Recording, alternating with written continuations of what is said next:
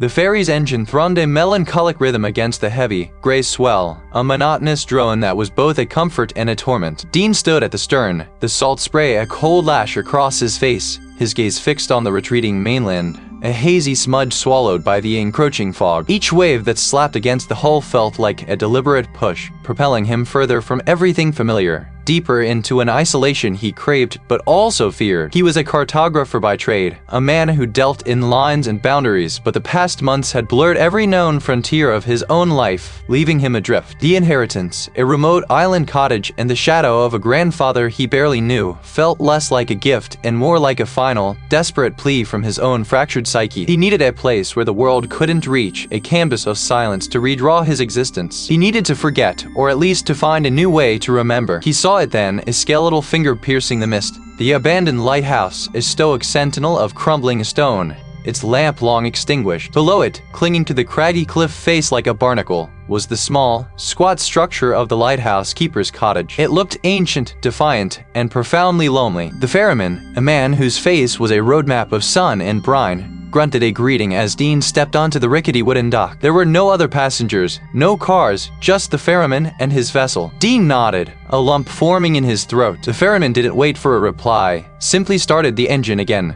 the ferry's growl echoing off the cliffs as it pivoted and retreated into the grayness, leaving Dean utterly alone. The air here was heavier, saturated with the scent of brine, damp earth, and something else, a faint, metallic tang that was both unfamiliar and unsettling. The path to the cottage was a treacherous ascent, loose stones shifting beneath his worn boots. Gnarled, wind-bent trees clawed at the sky, their branches skeletal against the milky backdrop of the fog. He could hear the relentless crash of waves against the rocks below, a primal rhythm that seemed to underscore his isolation. The cottage, when he finally reached it, was even more desolate than he'd imagined. Its whitewash was peeling like sunburned skin, the roof shingles moss-laden and buckled. Windows, opaque with grime, stared out like blind eyes. The wooden porch groaned under his weight, each step a protest. He fumbled with the rusted iron key, its cold metal a stark contrast to the warmth of his palm. The lock mechanism groaned, a dry, protesting shriek, before the heavy oak door swung inward with a drawn-out sigh. A gust of stale, musty air, thick with the smell of decay and forgotten things, assaulted his senses. He stepped inside, letting his duffel bag thump onto the gritty floorboards. The interior was a mausoleum of time, shrouded in a pervasive gloom. Dust motes danced in the sparse shafts of light that managed to penetrate the grimy windows, illuminating a world frozen in amber. He ran a hand over the rough surface of the table, feeling the fine layer of dust, seeing the faint ring where a glass had once rested. What had he seen? What had he heard? A sound, faint but distinct, seemed to emanate from the very floorboards beneath his feet. It was a low, rhythmic scrape drag, like something heavy being pulled across a rough surface, accompanied by a soft, almost wet slush. The only sound was the distant roar of the ocean and the whistle of the wind to elude pain. He told himself it was the house settling, the old timbers groaning under the weight of years and neglect. But the sound felt deliberate, not random, and the faint metallic tang in the air seemed to intensify, now mixed with a strange, briny sweetness, like old blood mixed with seawater. Enough that his rational mind fought to dismiss it, to attribute it to the creaks and groans of an ancient structure. This island, this cottage, was not merely isolated. It felt watchful. Dean pushed the thought away, determined to unpack, to light a fire, to claim this space. He had sought solitude, and he had found it, but he hadn't anticipated the profound sense of being utterly alone, yet simultaneously not alone at all. The ferry's horn groaned, a sound like an old beast in pain as it nudged against the weathered timbers of the island's small, deserted dock. Dean stepped off, the solitary passenger, onto a landscape stripped bare by the wind and the relentless ocean. The air tasted of brine and something else, something ancient and cold, clinging to the rough-hewn rocks. The ferryman, a burly figure in oilskins, merely grunted a farewell before the vessel churned away, leaving Dean utterly alone, the thrum of its engine fading into the vast, gray silence. The path to the cottage was a mere suggestion, overgrown with tenacious, salt-blasted grasses and thorny shrubs that snagged at his trousers. The ground underfoot was uneven, a mix of compacted earth and loose shale, making each step a deliberate effort. Above him, the sky pressed down, an unbroken ceiling of leaden cloud, mirroring the heavy weight in his chest. The cottage itself was a squat, defiant structure hunkered against the elements like a clenched fist. Its whitewash had long since peeled, revealing patches of damp, gray stone. The windows, thick with grime, stared out like vacant eyes. A rusted iron gate, its hinges groaning in protest, led to a small, neglected yard choked with more hardy weeds. Dean pushed it open, the metallic shriek echoing in the stillness, and made his way to the front door. The lock was stiff, protesting with a series of metallic clicks before yielding. Inside, the air was thick with the scent of damp earth, decay, and stagnant seawater. The silence was profound, broken only by the distant, rhythmic sigh of the ocean and the persistent, low whine of the wind outside. He spent the first few hours moving through the rooms, methodically unpacking a single duffel bag, trying to impose some order on the pervasive disarray. As dusk began to bleed into the sky, painting the clouds in bruised purples and grays, Dean found himself drawn to the window overlooking the western shore. The tide, he noted, was receding with unusual haste. He lived by the sea long enough to recognize the subtle rhythms, the predictable ebb and flow. But this was different. He told himself it was just a localized thermal current, or perhaps an unusual offshore draft. The island was remote after all, and its geology unique. It clawed at the eaves, whistling through unseen cracks, and addled the ill-fitting window panes. Faint at first, a low hum, then a series of drawn-out, almost melodic sounds. They seemed to rise and fall, a strange, guttural cadence that felt too structured to be merely the wind. It was like a chorus of voices submerged beneath a great weight of water, struggling to be heard. He strained his ears, turning his head, trying to pinpoint the source. It seemed to come from everywhere and nowhere, woven into the very fabric of the storm. Dean shivered, pulling his threadbare blanket tighter around him. He dismissed it as the sound of the wind tunneling through the island's unique rock formations, amplified by the old, creaking structure of the cottage. His mind was playing tricks on him, he decided,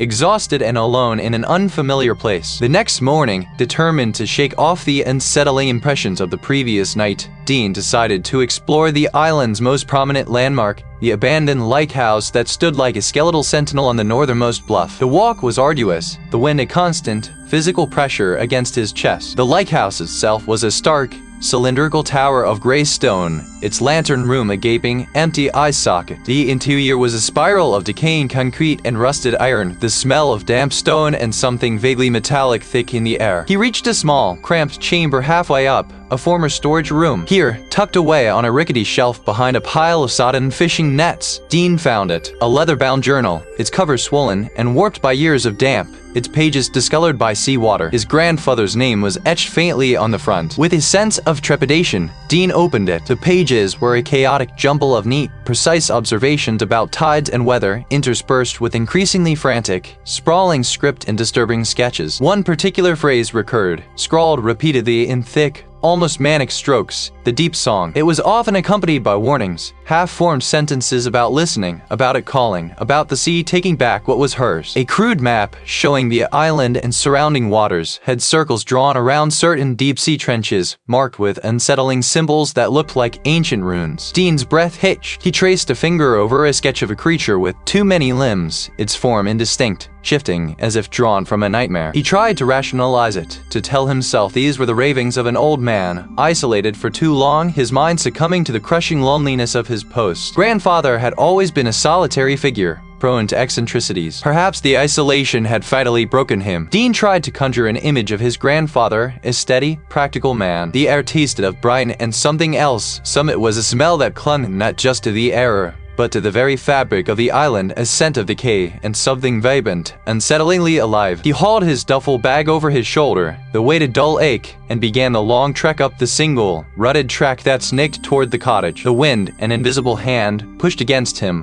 whispering secrets in his ears, or perhaps just the roar of the surf. Gulls shrieked overhead, their cries like jagged pieces of glass in the vast silence. Far in the distance, a stoic sentinel against the churning gray, stood the abandoned lighthouse, its stark white paint peeled and weathered, a testament to time and neglect. The cottage itself was a squat, sturdy structure, built low to the ground to withstand the relentless gales. Dean dropped his bag with a thud that echoed in the quiet rooms. He walked through, his footsteps sounding unnaturally loud on the wooden floorboards. His first order of business was to find the journal. He remembered his grandfather's study, a small room at the back of the cottage, crammed with books, charts, and strange nautical instruments. The door creaked open, revealing a world suspended in time. On a heavy oak desk, beneath a stack of faded sea charts, lay a leather-bound book, the journal. Dean settled into the creaking desk chair, the leather cool beneath his fingertips. He opened the journal, its pages brittle with age. He flipped past entries detailing weather patterns, supply runs, and the mundane rhythms of a lighthouse keeper's life, searching for the strange, half-understood passages he'd glimpsed before. And then he found them, scrawled in a hand that grew increasingly frantic.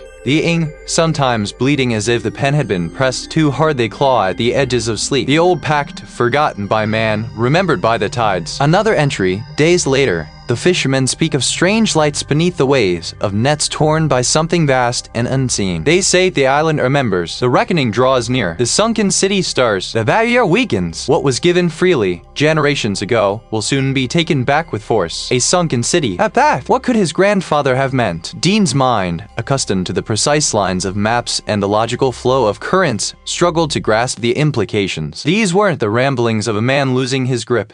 They were too specific, too consistent with the unease that had settled over him since his arrival. He made a mental note to check the local archives, if such a thing existed on an island so sparsely populated, for any historical accounts of a sunken city or ancient rites. Perhaps an old fishing family on the mainland might hold some oral history. Sleep, when it finally came, was a torment. He felt an immense pressure, as if he were miles beneath the surface, the weight of an entire ocean bearing down on his chest. Shapes, vast and indistinct, moved in the periphery of his vision, their movements slow, deliberate, yet imbued with an ancient, predatory grace. He heard a sound, too, not with his ears, but deep within his bones, a resonant hum, a low thrum that vibrated through his very being, promising an unfathomable depth and unimaginable power. He woke with a gasp, his heart hammering against his ribs, the taste of salt and fear on his tongue. The hum lingered, a phantom echo in his skull. As his eyes adjusted to the dim light filtering through the window, he noticed something on the wooden floorboards near the dresser. A faint, sickly blue-green glow. He knelt, his breath catching in his throat. It wasn't phosphorescence from a dying ember or a trick of the light. It was a patch of growth, small and delicate, yet undeniably present. It pulsed with a soft, internal light like a cluster of tiny, bioluminescent barnacles. Another patch, even smaller, clung to the base of the bedside lamp. And then, horrifyingly, a delicate thread of it, like a vein of alien light, traced a crack in the plaster of the wall above his head. It was growing inside the cottage. The words, scrawled with a desperate hand across brittle parchment, echoed in Dean's mind. Sunken city, a pact. His grandfather, for all his eccentricities, had been a man of meticulous habits, a keeper of records. These weren't the ramblings of a fractured mind. Not entirely. They were too pointed, too heavy with an implication Dean could not yet fully decipher, but felt pressing in from the fog-choked world outside. He had come here for solitude, for the quiet balm of the sea, not for riddles steeped in primordial dread. Yet, a stubborn resolve hardened within him. He wouldn't retreat. He would understand. He spent the morning methodically searching the cottage, not for treasures, but for answers. He sifted through dusty ledgers, old fishing gear, and stacks of nautical charts his grandfather had meticulously annotated. A subtle shift in the air, a cool draft that wasn't from an open window, prickled the hairs on his arms. He paused, listening. Nothing but the distant, mournful cry of a gull. He resumed his search, pulling a heavy, salt-stained trunk from beneath a sagging cot. As he strained, a small, polished stone, one he'd noticed on the mantelpiece, slid from its place, tumbling to the floor with a soft clink. Dean frowned. He was certain he'd seen it sitting squarely on the wooden ledge moments before. He bent to retrieve it, placing it back with deliberate care. Later, while boiling water for tea, the low, guttural thrum began. It was barely perceptible at first, a vibration in the floorboards beneath his bare feet, a resonant hum that seemed to originate from deep beneath the island itself. It wasn't the wind, nor the groan of the old house. This was a sound that settled in his bones, an insidious frequency that seemed to bypass his ears and go straight to the core of his being. It was hypnotic, almost lullaby-like, yet instilled a profound unease. He gripped the chipped mug, his knuckles white. The hum intensified, a low, sustained chord that made the very air feel thick, viscous. He walked to the small, grimy mirror in the washroom, drawn by an inexplicable urge. He leaned closer, scrutinizing his own image. As he watched, the edges of his reflection seemed to soften, to waver like an image seen through troubled water. His eyes, usually a clear hazel, appeared to deepen, to become pools of an unnatural, inky black. The lines of his face, his familiar contours, rippled, stretched, and snapped back into place. He blinked hard, rubbing his eyes. When he looked again, his reflection was normal. if a little more haunted than usual. He ran a hand over his face, feeling the solid bone and skin beneath. It had been a trick of the light, he told himself, a byproduct of sleep deprivation and burgeoning anxiety. But the hum persisted, a silent scream beneath the surface of his perception. The air was heavy, damp, tasting of salt and something else, something metallic and ancient. The rusted iron door groaned on its hinges as he pushed it open, revealing a spiral staircase ascending into gloom. At the top, in the lantern room,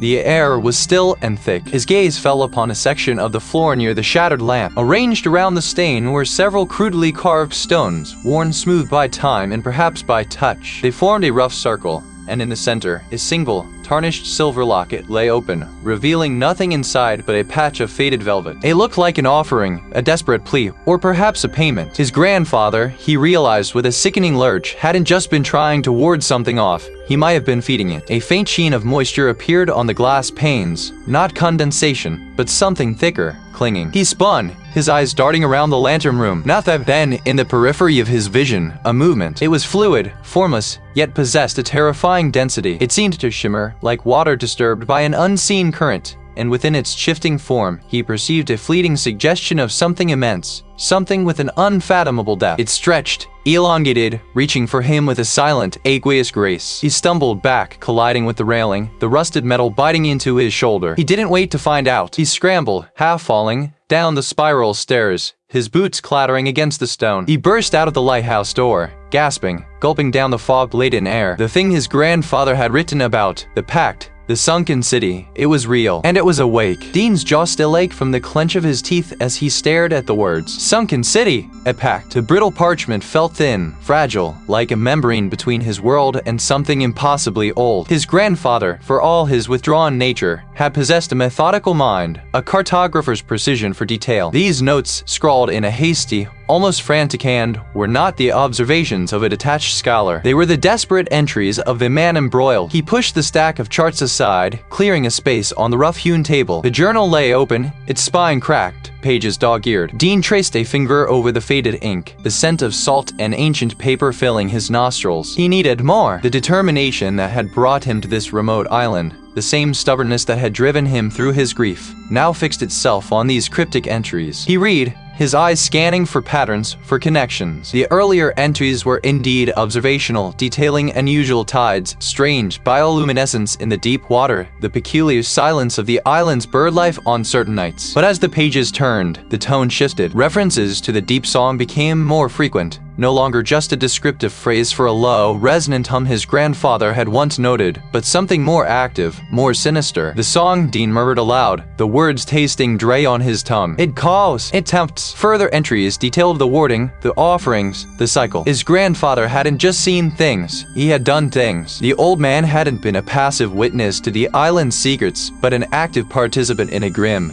desperate ritual. A guardian, perhaps, or a jailer. The thought sent a shiver down Dean's spine, a cold tendril that had nothing to do with the damp air seeping through the cottage walls. And now, Dean realized with a sickening lurch, the fight had fallen to him. It was subtle at first, easily dismissed as the rhythmic pulse of his own blood, or the distant drone of the ocean. But it persisted, growing in intensity, a deep, guttural hum that seemed to vibrate the very bones in his skull. The words on the page blurred. He blinked, rubbing his eyes, but the faint, shimmering distortion remained, a watery ripple across the ink. The deep song. There was this what his grandfather had written about. A sound that wasn't just heard, but felt. A sound that warped perception? He gasped, stepping back, the wooden floorboards creaking beneath his weight. No, he told himself, it was the isolation, the lack of sleep, the sheer weight of what he was discovering. His mind was playing tricks, a coping mechanism for the overwhelming truth. But the deep song throned on, a relentless, insidious presence that seemed to peel back the layers of his reality, exposing something raw and vulnerable beneath. One passage, underlined multiple times, caught his eye. The heart of the pact lies beneath the beacon, where the light touches the deep. The chamber must be sealed,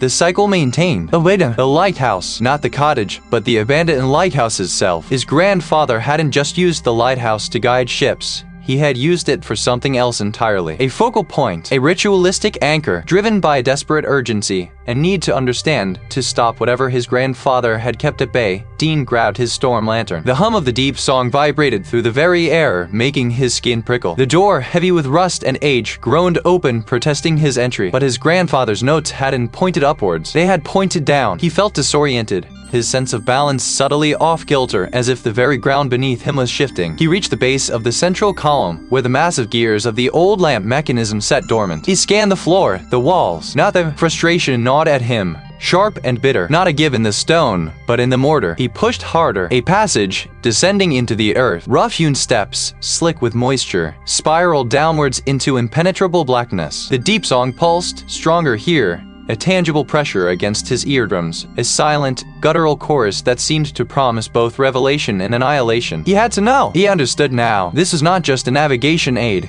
It was a focal point, a ritual, and whatever his grandfather had been doing, Dean knew he had to finish it, or stop it, before it consumed everything. He clambered over the rusted gate, the metal groaning a protest that echoed too loudly in the stillness. The winding iron staircase spiraled upwards, a dizzying ascent into the unknown. He was looking for something specific, though he couldn't have articulated what. A hidden door, a displacement in the ancient stone that spoke of deliberate concealment. The lighthouse structure groaned around him, a mournful sigh of rusted bolts and shifting weight, and he imagined it was the very building itself trying to warn him away. Then he saw it, not in the main shaft, but in a small, forgotten alcove just beneath the lamp room, half obscured by a pile of collapsed masonry and a century of seabird guano. A section of the inner wall, subtly different. He ran his hand over it, the stone cool and unnervingly slick beneath his fingertips. There was no handle, no latch, but a small, almost imperceptible indentation, like a keyhole that had been melted shut. Dean pressed against it,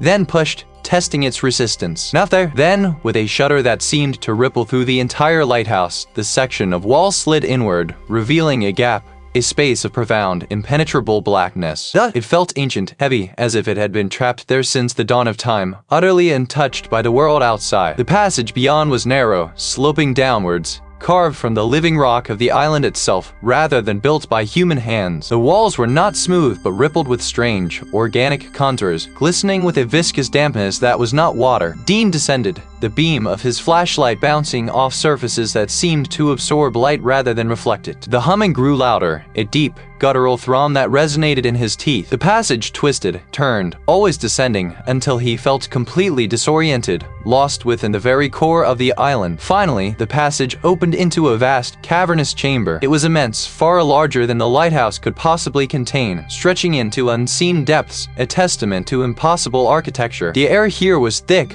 almost chewable, heavy with the metallic scent and a new, cloying sweetness, like rotting flowers or forgotten incense. And at its heart, a presence. It wasn't an artifact, not in the traditional sense of something crafted. It was a wound, a rent in reality. It hummed with a sound that was both deafening and utterly silent, a vibration that threatened to unravel his very being. As Dean stared, mesmerized and horrified, the portal seemed to draw him in, not physically, but mentally. His vision blurred, the cavern around him dissolving into the swirling chaos within the tier. He felt himself falling, not through space, but through layers of consciousness, through time itself. He saw it then, the entity, not as a coherent form, but as an overwhelming, crushing intellect, a primordial hunger. He saw the island, his cottage, the entire coastline slowly, inexorably sinking. He saw the villagers, their faces contorted in silent screams, their forms shifting, elongating, becoming part of the encroaching, viscous tides. And then he saw himself, his own body dissolving, melting, his consciousness stretched thin, fragmented, becoming countless motes of light drawn into the swirling, hungry core of the portal. He was not just being consumed. He was being integrated, his very essence destined to become another drop in an impossibly vast ancient consciousness. He was nothing, a flicker, a momentary thought in a mind that spanned eons and encompassed worlds. The vision snapped back, violently, leaving him gasping, clutching his head, the metallic tang in his mouth now tasting like fear. The pulsating portal glowed, its hum now a triumphant roar in his mind, though the chamber itself remained eerily quiet. The abandoned lighthouse groaned around Dean, a skeletal finger against a sky bruised purple and gray. Its silence, once a comfort, now felt like a held breath, a pregnant pause before an inevitable scream. The air within the stone tower had grown heavy, thick with the scent of salt and ancient dust, but beneath it, a new, cloying sweetness began to bloom, like something decaying in stagnant water. It started subtly, a cold tendril of thought that wasn't his own, brushing against the edges of his mind. Dean pressed the heels of his hands against his temples, a futile gesture against an unseen invasion. He tried to focus, to push back, but the feeling intensified, a growing pressure behind his eyes, a phantom weight settling on his chest. He gasped, a dry, rattling sound in the suffocating quiet. The floor beneath his boots seemed to shift subtly, like a ship pitching on a restless sea. The texture was rough, gritty, but as his fingers splayed, a sickeningly smooth, slick sensation slithered beneath his palm. He snatched his hand back, his stomach churning, staring at his fingertips. Not them. The entity wasn't just lurking. It was reaching, probing, trying to find purchase, trying to enter. A searing pain lanced through his forehead, sharp and sudden, as if an ice pick had been driven through bone. He cried out, stumbling backward, collapsing against the grimy steps. His vision blurred, the stone walls seeming to writhe and ripple like kelp in a strong current. He was trapped. The abandoned lighthouse, once his refuge, had become a cage, and the bars were dissolving around him. He scrambled backwards, his hands scrabbling for purchase on the rough steps, his breath coming in ragged gasps. He couldn't think, couldn't reason. This was the threat he could map or measure. Then, a flicker of memory, a desperate, fading hope. The journal, his grandfather's frantic scrawls, his desperate attempts to understand, to fight. It was still clutched in his hand, a lifeline he hadn't realized he was holding. He ripped it open, his fingers fumbling with the brittle pages. The faint lamp he carried cast a trembling circle of light, illuminating the spidery script, the smudged ink, the frantic marginalia. He flipped through the entries, his eyes skipping over passages detailing the entity's slow awakening, the island's history, the ill-fated pact. His gaze darted over sketches of strange glyphs, fragmented diagrams, until a specific page caught his attention. It was heavily underlined, the ink bleeding through the thin paper. The binding, he leaned closer, straining to decipher the faded words, his breath fogging the page. His grandfather's writing grew more erratic here, almost illegible, interspersed with desperate pleas and terrified observations. It feeds on the connection, draws strength from the beacon's purpose. To sever a life must be given, not just blood, but the very essence. A willing sacrifice to become the new tether. The light must consume. He read it again, slowly, the words congealing into a horrifying clarity. A life must be given. The keeper must become the light. It wasn't about simply turning off the beacon, or even destroying it. It was about feeding it, binding himself, or someone, to its very core, to act as a living, perpetual anchor, sealing the rift with an eternal, conscious sacrifice. Not a quick death, but an agonizing, slow dissolution of self, becoming a part of the stone, the glass, the unholy light itself. It wasn't just old age or grief. He had been slowly, incrementally, becoming the lighthouse. He had been the anchor, feeding the beast, keeping it at bay, but never truly sealing it. And now, the burden, the terrible, soul-crushing burden, was being passed to Dean. The page ended abruptly, the final words a desperate, barely legible scrawl. Incomplete. The method how to bind, how to become it consumes, always consumes. A terrible, desolate understanding settled over Dean. He was meant to take his grandfather's place, to become the next sacrifice, become the light. He was trapped, utterly and completely, between an encroaching, malevolent oblivion and a fate far worse than death. A living sacrifice, an eternal vigil, a slow, agonizing descent into madness, becoming the very thing he fought to repel. The air in the abandoned lighthouse grew heavier, still pressing down on him, urging him to accept his terrifying inheritance. He stared at the words, at the implication, at the terrifying choice laid before him. A living sacrifice, an eternal vigil, a slow, agonizing descent into madness, becoming the very tether that bound the abyssal thing, the new, unwilling guardian of its prison. The ink on the aged page seemed to writhe, the loops and slashes of his grandfather's hand, a condemnation, a final, inescapable legacy. A tremor ran through the cottage, not the familiar shiver of an old house in a gale,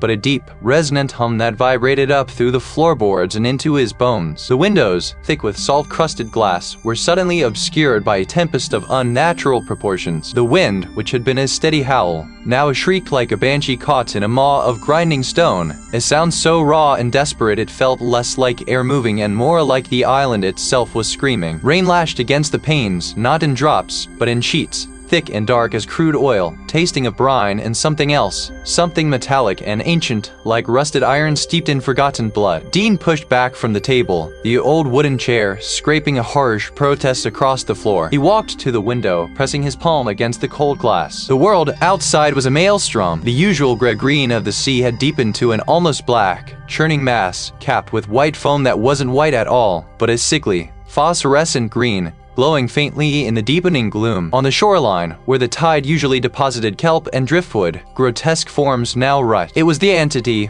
roused fully, its impatience a tangible force. The island was its plaything now, bending to its nascent will. The very ground felt spongy beneath his boots, as if the earth itself was softening, becoming porous, ready to be absorbed. A grim resolve hardened Dean's jaw. Fear was a luxury he could no longer afford. He returned to the journal, his fingers tracing the last intricate diagrams. The counter-ritual was complex, demanding precision and a specific sequence of actions, all to be performed within the heart of the original pact. The abandoned lighthouse. He understood what he needed: a specific blend of indigenous herbs, dried and powdered, a small, polished obsidian shard, and a vessel of hammered copper, etched with symbols his grandfather had meticulously copied from some older, more terrible source. He moved with a deliberate slowness, gathering the items from a hidden compartment in the hearth from the small, iron-bound chest beneath the floorboards. The herbs, when he crushed them, released a scent that was both earthy and metallic, a strange echo of the storm outside. He placed them carefully into the copper vessel. The journal lay open, its final pages detailing the true cost. His grandfather had been explicit, his handwriting tighter, more frantic in these last entries. The counter-ritual wouldn't destroy the entity, it would merely bind it again,